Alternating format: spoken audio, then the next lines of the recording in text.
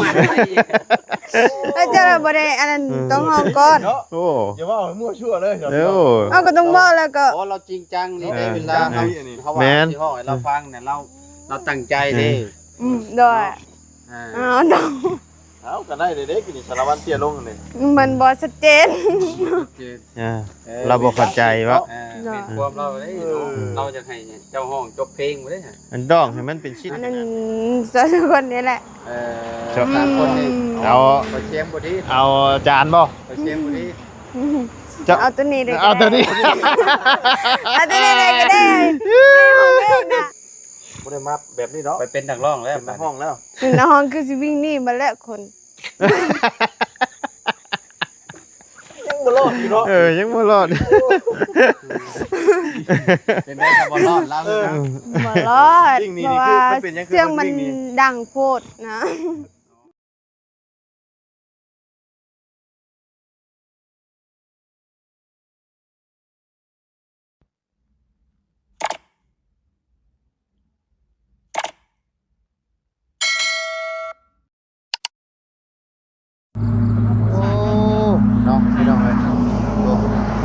เราหินมาใส่แล้วบัดนี้เนาะก็บ่มืดแล้วบัดนี้เนาะ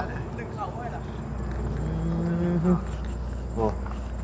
คักบัดนี้เนาะตะกี้มันมืดนะพี่น้องเอ้ยบัดนี้แล้วเอาหินมาใส่แล้วบ่มืดบัดนี้เป็นขัดนํเนาะต่อฟืนต่อไฟมาแล้วเนาะตับมืดแล้วพี่น้องเอ้ยก่อนอื่นก็กลับทักทายสบายดีเด้อเนาะพ่อแม่พี่น้อง FCเบิร์ดผู้สู่คนเนาะบ่ว่าสู่ในและต่างประเทศก็ยินดีต้อนรับเข้าสู่ช่องบ่ไล่คือเก่าพี่น้องเอ้ยพบเจอกันช่วงค่อยค่ำลงแรงเนาะพี่น้องเอ้ยอยู่เฮือนน้องลังคือเก่าพี่น้องเอ้ยโอ้นี่เด้ปีมาบุญแล้วจม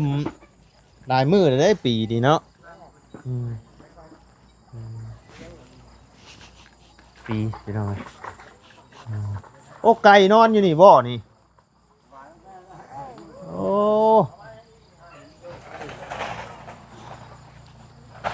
นอนอยู่หลังคาพูเอ้ยเนาะ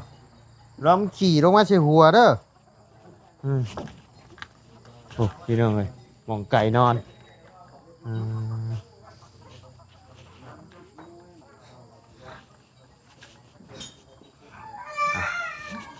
โอ้ผลเก็บเมียนใหม่เด้อเนาะอันนี้กันเนาะ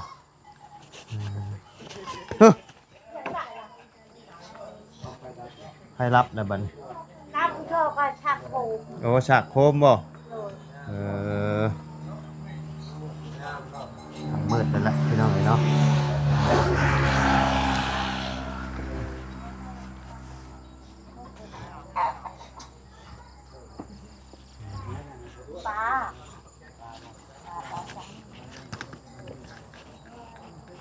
ได้ว่าหนูนะเว้นเข้ามาเลยช่างไว้เฮาเนี่ยเด้อคันมีเนี่ยช่างไว้เฮาเนี่ยนี่ก็ชื่อให้ดอกชื่อให้โดยเดี๋ยวตอนเดี๋ยวเฮามาสิเอาเงินให้ดอก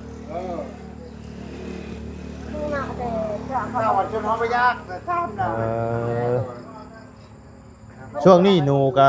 ลายได้เห็นเพิ่นขายในทางลายอยู่สบายดีเนาะ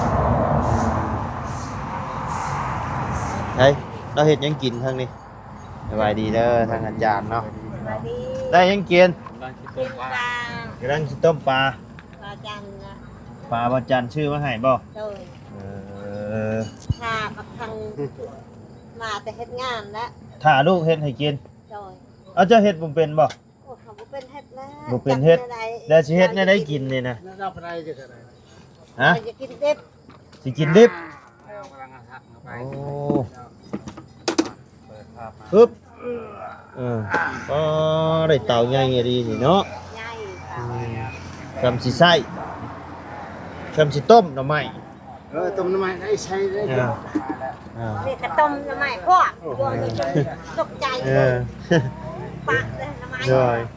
เปียกหมด ญาติมาครบ ซับ กันเลยเนี่ย ซับสีต้มเอาไหมวันนี้เนาะสีสีก้อยเอาบ่ มา จักว่าบักหัก เรื่องหนักมันจะกินอะไรมันให้ โอ้ ขนาดนั้น ลูกชายบ่สั่งซื้อ หมอเราไป ทางอาจารย์แล้ว โอ้บ่จำชื่อมาให้แต่คิดว่าลูกชายอยากลูกชายสั่งให้ชื่อ บ่ได้มีทางเข้าได้ เจ้าก็กินดิบบ่เจ้าก็ เอ้ากระเก็น โอ้เป็นโรคไอ้นี่โรคมีโรคประจำตัวลายกินดิบลายได้ ต้องน้ำแล้วก็ อย่ามัน นี่ คิด อะไร นะ ห้องแล้วเขาไปกิน มีแต่กินพยายามกินชุกนั่นแหละ เปี้ยง แกงเนาะ เห็ดแกงเห็ดต้มเอาปิ้งเอา นั่นเป็นห้องนอนอีกห้องนึง กะกินกะนานๆกินที่นะบ่แม่นว่าเฮากินตลอด เป็นโล่งเลย กะ เพราะว่ามุมมีก็ เนาะ โล่งแนว กินดิบมัน เป็นห้อง ทู่นั่นแหละ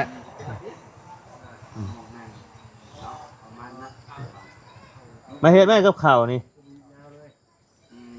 สิประมาณนั้นหรือว่าจังไดครับถ้าเบิ่ง เฮ็ดอะไรกินนี่ฮะ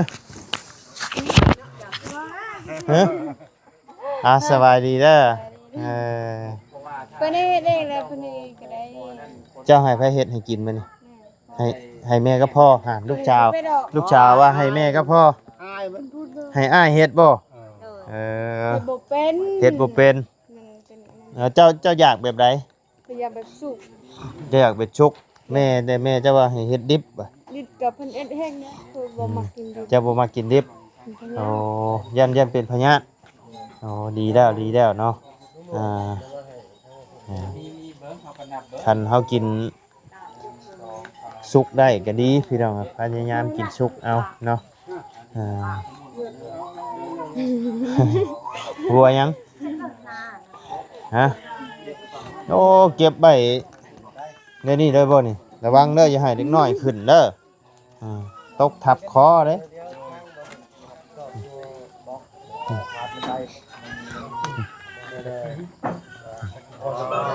ดีบ่โดย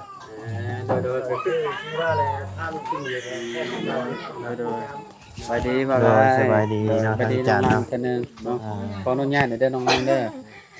ระวังระเบิดเสียเด้อ ที่ใส่แบบนี้ก็ได้ อ้าวเจ้าบ่มีแพทบ่ ไฟใส่แฟดมันได้อยู่ แล้วมันใส่ บางไฟแม่นเนาะ ยันไม่ เด้อโดยป้าย่างเลาะเบิ่งอันนั้นอันนี้ก่อนเด้อบ่เพิ่งเด้อ ทั้งหมดเราจะลาแล้วพี่น้อง สบายดีสบายดี โดย มาคำๆแน่น้อยนึงพี่หน่อยเนาะทางเฮาก็ได้เบาไล่เนาะ โดย เอามาพี่เนาะ ไป ทางล่างเนาะ จับเอาได้บ่ จับได้ เป็นได้น้องล่าง สองหน้าเลยเด้อนี่ สองหน้าเลยนี่สวยบ่น้องล่าง งาม งาม สวยเป็นภาษาไทย สวย สวย ก็เป็นภาษาไทย สวยมาก สวยนะเป็นภาษาไทยแล้วอะ สวยมากเลย เอาไม่ใช่นี่ที่น้องนี่ไม่ใช่นี่ เนี่ยมันติดคอดิ บ่ติด ติดจังได๋เจ้าบ่ได้กิน คือบ่ได้กิน ของอ้ายกับนิบเอาไว้อีกฝั่ง ขยันมันตก บ่โต๊ะของอ้ายเอาอยู่ฝั่งนึง ของเจ้าเอานี่ โอเค ของอาจารย์เอานี่ไปโหกัน สวยเนาะ สวยมากๆเลยค่ะ ภาษาเจ้าใด อ๋อลือ อ๋อหรือ เลยแต่เบคังเฮอ๋อ บ่แพ้ของข่อยงาม ถึกแล้วพี่นี่ถึกแล้ว สนามบ บ่ ง ไล่เราผู้จักได้ลายได้บ่ไล่ ก็พอได้อยู่เป็นบางคำเนาะพังออกอยู่จะเว้านำบ่ได้ ไม่ยังงอน เรียกว่ามัน ฮะ ภาษาเพิ่นแบบว่า แปลแบบนี้บ่เขาว่ากวยเสลือจังวันเฮอันในละออทาง แปลว่า แปลว่าเด้ออันนี้นะอ่า กู คนมาซอยเรือเนาะเพิ่ มันหูด เพิ่นชื่อให้งาม ตายแท้ก่อนทุกคนบอกเสียเพิ่น แม่นว่า แม่นแหละ แม่น ไล่เราผู้จักได้ เอาก็หูดอ่ะ อ้าว อย่าแล้วเพิ่นได้เมียเราเทิงนี่เพิ่นก็เลยฮู้ แม่นเนาะ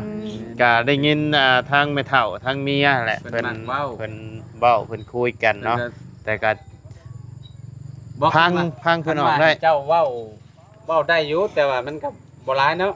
แม่น แล้วก็ ได้ สิบอกให้เจ้าตอบให้ถูกเด้อ เลิกเลย cái bao à cái dạ cái thứ băng rồi cho hệ ฮะ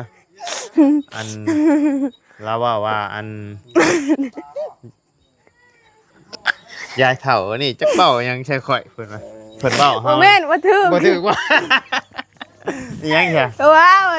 cháu mẹนี่จักแน่มียังก่อยคนกำลังจะถ่ายคลิป โอ้แม่นเนาะไผเล่นจ้ะ nên làมีแมวน้อย แม่ยองโอ้ยมาเบิ่งพี่ก่อนบ่ไรเนาะอันนี้ สิเบิ่งหยัง นี่แหละเบิ่งอัน คือมัน ประตูเจ้านี่แหละสวยๆเนาะ งามไม้ก็งามประตูก็งามแล้ว คนก็งามบัดนี้นะ คนบ่ได้งาม คือว่าง ามคือเฮือนก็พอแล้ว คนบ่งามก็ย่านเนาะเฮือน ได้ งามก็พอเนาะ อ่า เนาะก็นี่ทราบได้ขึ้นบ้านใหม่น้องป๊อปปี้เพิ่นเนาะก็เลยบ่ได้อันนี้พี่น้องก็เลยบ่ได้มาพี่น้องเนาะมาเอิ้นพุ่นละสิลงมืออีกเทื่อนึงพี่น้องเนาะ โดย คิดว่า สวยนะ สบายดีเด้อ จะไปเมาเหล้ามาแต่ไส โดย เพราะว่าเจ้าเมาเหล้า เจ้าเมาเรา เจ้ายางแบบนั้นเด้ เอาเบาไปดูเอานี่มันบ่ได้ยินนี่ ก็เห็นเจ้ายางแบบคือคนเมาเหล้า คนเมาเหล้า โซมา โอ้ เราว่าเจ้าคือคนเมาเหล้าเราอะ นี่ได้ แม่น่ะบ่นั่นแต่ว่ายางแบบบ่นั่นเด้ปกติเด้ จะเว้าเราได้เราให้ได้เบา บ่ นี่ ก็ นะ ก็เห็นยางซื่อๆเนาะบ่ได้บ่ใส่ดอก เอ เอ อ อก็เสียงดังบ่ได้ได้เราย่านได้บ่บุญได้ถามแล้วก็คนในทีมงานนี่เราย่านไผ เพิ่ม แม่นบ่ เห็นบ่ น่ะ เสียงดังเนาะ เจ้าคือกันเว้าค่อยๆแน่ มื้อนี่เราเข้ามาหาเจ้าอยู่บ่มื้อนี้ อืม เพิ่มได้ เพราะว่ามีคนสัมภาษณ์แล้วเพิ่นก็เลยผ่านเลย เอ ขี้คันถาเด้ บ่อยากต่อคิวติ อ่า คือชุมเฮานี่แหละนี่เนาะยันน้องเพิ่น แม่น อันน่ะคิวเข้า เนาะ เนาะก็เลย ได้เตาใหม่บ่ เด้อ มีลูกจิ้นน้ เนี่ย ำลูกจิ้น เด้อ ปิ้งเลยเนาะ ปิ้งแม่ลูกชิ้น มื้อละสุดยอดแล้ว เฮ็ดบ่เป็นใช่บ่จ๊ะ เฮ็ดหยังก็แซ่บเบิดล่ะ เจ้ากำลังปิ้งปลา เฮ็ดกินแรงนะปิ้งปลาบ่ ปิ้งปลากำลังปิ้งปลา ปิ้งปลาแซ่บๆเลยเนาะ โอ้ พี่น้องเอ้ยเนาะคักเด้ปิ้งป เรา ลา เราเหลื่อมตาเลย เรื่องบ่ลังเลือดตาบ่ เลือบและ เดี๋ยวหม้อก ดเอา บ่เป็นหยั ไป ง อยู่คนแรกผมอยู่หมองแจ้งมาไว้ ไปไป พี่น้องเอ้ยเนาะเพราะว่ามัน มา ถึกหมอง จะก็ใส่หน้าพวกมันหาขาวปีเลย เจ้าปีใหม่กับว่าเอาเมื่อตำเลยนะ เด้ โอ้ตำ เด้อฮะอ้ายจะมาแหละจะอยากแบบได้ฮะ เนาะตำใส่บังนาวขักเนาะ เมื่อตำไม่ได้แล้วนี่ อ้ายเพิ่น ตำกินตอนแรกเนี่ย ก็ช่างเพิ่นแหละ เขาอยู่อย่างเนาะ เพิ่นมักแบบใดเพิ่นก็เฮ็ด โดย โอ้คัก พัก ตำหัวปี เดี๋ยวจักหน่อยก่อน ตำหัวปีใส่หัวจิงไข่ คืออยากชมนะ ใส่หมัก คือมักสิกินมักสิขายเนาะ เอ้ามันหอมแซ่บเพียง มันหอมเด้ ท้องตึงคักคือยังนี่ได้หัวจิงไข่เพราะว่ามันนั่นน่ะเด้ เป็นยาระบาย แน ปะ วระบายเลยเดี๋ยวนะ ขึ้นนะว่าจะขึ้นนะว่าเทิงนี่ ขึ้นแล้ว ขึ้นยางรอมึงนะ ขึ้นสำรวจเลย เขาบ่ได้รอเบิดดอกเพิ่นย่างแบบ เจ้าขึ้นแต่พร้อมทั้งระบายพุ่นบ่ อ่า ขึ้นไปขาสั้นตะ อยู่ที่ไหนไปข้าวเปล่าขึ้นนะ ขึ้นบ่ เราบ่กล้าขึ้นได้ขึ้นไปผู้นั้นขาสั้นตะเดียว ขึ้นที่ไหนยันตกบ่ นั่นแหละ ต้ โต องปูแป้นเบิดก้อนเขาว่าให้น้องมันสำรวจ ขึ้นย่านนะ ยันตกบ่ นั่น ยันตกอันนี้เพื่อนนี่บ่ น่ะ ตกเฮือนแอวของอายเกือบหัก โอ้เป็นเพลงเฉยเนาะ เพลงแบบนี้สมัยนี้เขาบ่ได้เพลงแล้วแบบนี้ ฮะ สมัยนี้เพิ่นบ่พังบ่ เด้อ บอกว่า เอ้าเราบ่แม่นคนสมัยนี้ อ้าวบ่แม่นคนสมัยนี้ก็บ่แบบว่าเพลงให้ค่อยฟังก็บ่เข้าใจ แม่นบ่ โอเคเจ้าบ่ได้ต้องร้องเพลงแบบใดให้เจ้าพัง เพลง เราอยากฟังเพลงยังเดียวเราลงให้ฟังได้ เดี๋ยวบ่ค่อยบ่ได้ยินเนาะเพลง ไป แบบ ไป นี้ ไปร้องเพลงบ่ เดโน เฮ้ย สบายดีเด้อสบายดีน้อง โดย ดีมาเป็น แขกรับเชิญร้องเพลงให้ทางน้อง บ่แล้วบ่ต้องห้องก็ได้แล้วก็ เอาเจ้าบ่อยากฟังบ่เราเสียงดีได้เออ ตรงล่าง อย่า ฟังแล้ว ว่าเราบ่เพลงมันบ่ถึง พังเสียงเราจังหน่อยหนึงไป ร้อนเจ้าก็ได้ ร้อนหน่อย พังบ่ จะเล่าว่ากัน มาไปเซ็นไว้เนาะ น้องรังถึงไอ้ ฟัง หัน กับ ข้า ฟั ง ง นี่ จ้ะ ใส่พี่น้องเลย ไปเซโน ใช่ พอแล้ว พังดีๆพังดีๆเอาให้เราลองให้เราลองจนจบ ว่าก็พอแล้วนะกูไปอยากมาบางเด้อทางกันยังได้ยิน ขนาดน้องรังยังบ่อยากฟังเสียงเพลงโอ้ยมันจะ เอาเพลงได้ ก็ ก็ จะไป ฟัง หาห้องเพลงนี้แล้ว เอาเจ้าขออ่ะ จะเจ้าเพลงนี่อาจจะวิน เพลงได้ที่เจ้าฟัง เจ้า เจ้าเคยฟังเอา เคยบ่บ่มีไผฟัง มีบ่ จะบ่มีเพลงฟัง เคยฟัง มีแต่ว่าซุมเจ้าน่าจะ จะมักเพลงหยัง บ่ได้ฟังดอก เดี๋ยวให้บ่บุญร้องให้ฟังจะมักเพลงหยัง เจ้าค่อยห้องบ่เป็น ให้บ่บุญร้อง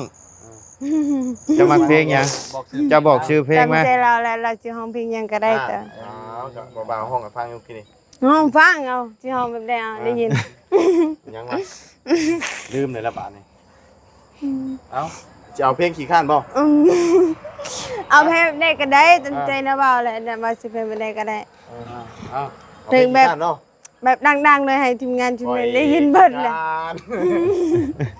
เอาเป็นแหละก็หัวเนาะบ่ต้องหัวดอก แล้วให้จะตีบัด เอา นี้ ให้เขาให้ บ่ก็บ่ได้ให้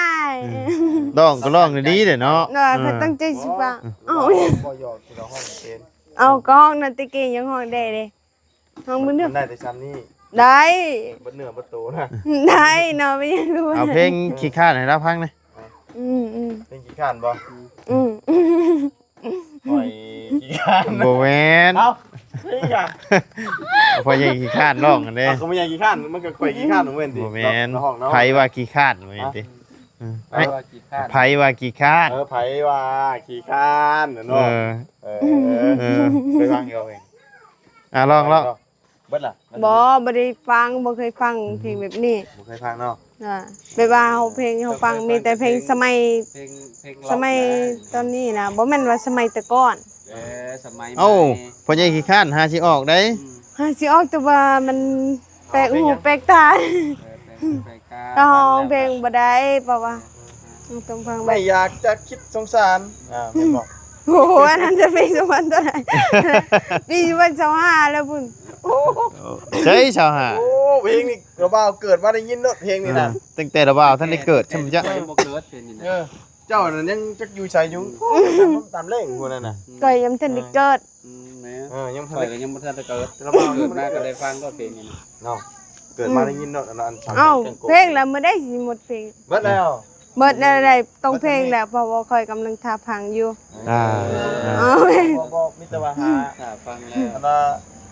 ใช่แล้วก็เอาปีมาตำได้ เอ๊ะสิร้องเพลงให้น้อง น่า เราฟั รั ง ก นะบัด ก่อนเพลงก่อนเนาะ เบียดนั่นเบียดนี่อยู่บัดนี้ ด้วย โอ้ ฟังก่อนบ่ได้เลย เจ้าอย่ายอมนะบัดนี้ขอยอยากฟังไปสิ ด้วยคอยอยู่ฟัง เออ ได้แล้ว บ่ได้ก็บ่ได้บ่ต้องให้เมื่อแล้วกันนี่ เมื่อเจ็ดบาทเมื่อแหละ ก็ต้องเพลงก่อนว่าเอาเพลงก่อน บ่เป็นด้วย อ้าวบ่ได้ตัวดอกเนาะเว้าอะไรก็ต้องเพลงคำนั้นคำนั่นแหละเนาะ สงสาร เอาบ่เตียลงสารวันเตียลงเอ้ย โอเคเอา พอดเจ้าก็ น้องรัก พอดน้ำเด้อ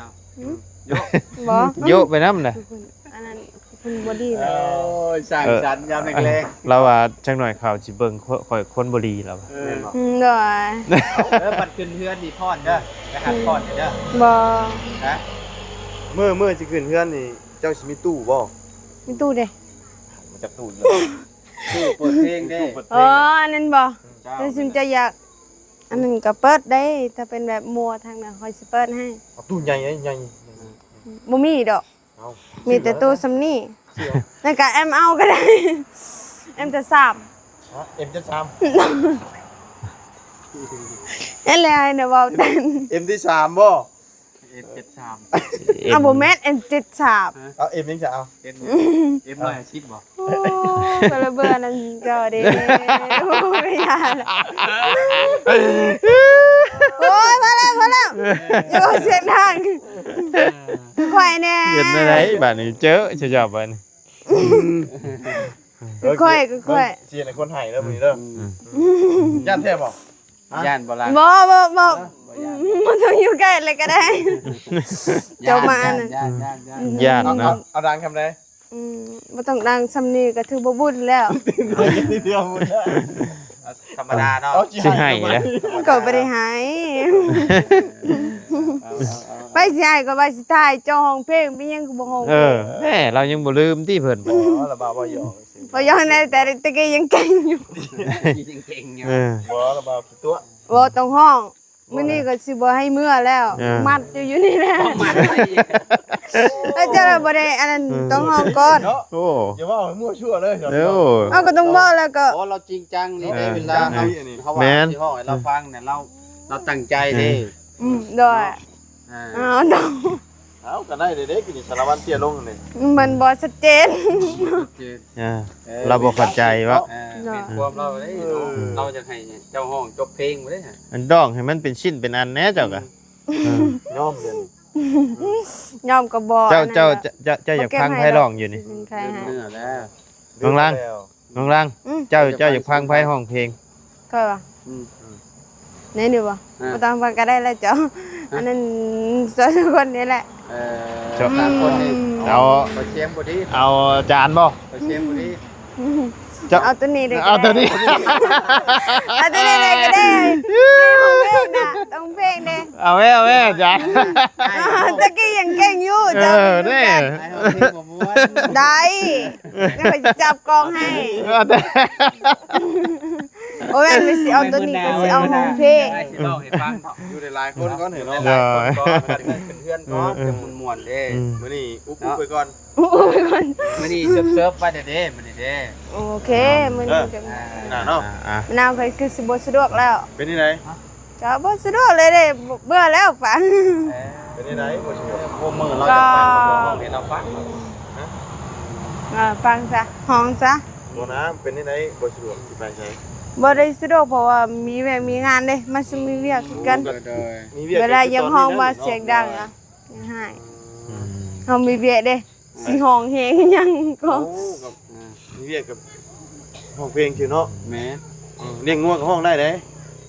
เลี้ยงงัวห้อง มายืนพังนี่ ห้องให้งัว มายืนพังนี่บ่บุญ โอ้ มายืนพี่เออ ทางนั้นเด้ เป็นงัวก่อน บ่เอาบ่เป็นหยังบ่ยังห้องก็บ่เป็นหยังเฮาก็บ่ยอกซื่อ หยอกนั่นแหละระบา ก็นัวบ่ม่วนเนาะ ทำระบาห้องเพลงม่วนนะเว้ยบ่ได้มาแบบนี้เนาะ ไปเป็นนักร้องแล้ว เป็นห้องแล้ว ๆในห้องคือสิวิ่งหนีมาแล้วคน ยังบ่รอดอยู่เนาะ ยังบ่รอด เป็นได้บ่รอดแล้วนะ บ่รอดเพราะว่าเสียงมันดังโพดนะ เสียงดัง โคตร ดั ดั ง งเกิน ดัง ไป แต่ว่าบ่ม่วน ม่วนก็ม่วนอยู่แต่ว่าเว้าแบบคักๆข้างๆนะแบบ เนี่ย นี้ ค่ะ บ่เพลงเดียวก็ให้มันจบซะแบบนี้อ่ะ เป็นเด้ เอาก็บ่เป็นก็เฮียนเอา เว้า เลย ดีๆชั่วมื้อนี้นั่นเฮาบ่ได้คอยฟังเพลงน่ะจำเรื่องมันบ่ได้แล้ว บ่ก็บ่มาเพลงแบบที่เจ้าห้องนั้นก็บ่มา เราบ่มักเพลงเจ้าห้อง มันบ่มีเพลงมากตอนนี้นะเบาห้องบ่ได้เลย ฟังเอาที่จะเป็นนักห้อง เนาะเบิ่งสิแต่งเพลงให้เด้อสาวเลี้ยงงัว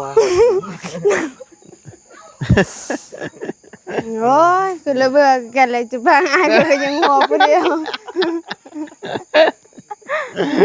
ว่าสิทำเอาเพลงใดก็เพลง เอาก็สาวเลี้ยงงัว เอาจังได้แค่ซ้ำนั่นเป็นบ่ ได้ซำนี้มื้อหน้าแต่งให้ไหม นั่นน่ะแต่แบบใดอีก เอาก็หลังจากเลี้ยงงัวตื่นมาเฮ็ดเฮือนใหม่ ป้ามาเสียบละค่ะ ไปจะไป ของไม่ นี่ฮะ จะได้ ของอ้ายอยู่ฝั่งนั้นโดย ของเฮาได้บัดนี้ ของเบาไล่อยู่ฝั่งนี้ นี่เนาะโอเคของบ่ได้สิเดือสบายดีเด้อ พ่อกันใหม่